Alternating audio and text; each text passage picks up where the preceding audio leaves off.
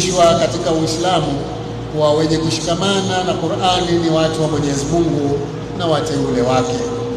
Kadhalika, yoyote mwenye kushikamana na Qur'ani anabashiriwa kupata kheri nyingi hapa duniani na kupata daraja ya juu peponi.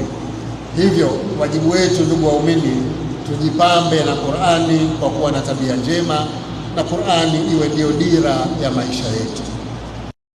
Mshindi wa kwanza ni kijana Abdurrahman Yasin kutoka Uganda.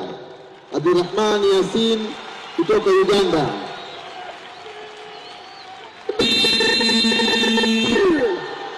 Amepata alama 97 katika 100.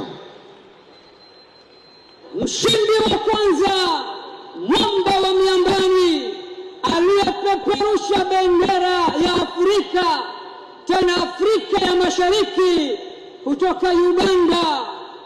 Zawadi yake dola 12,000 sawa na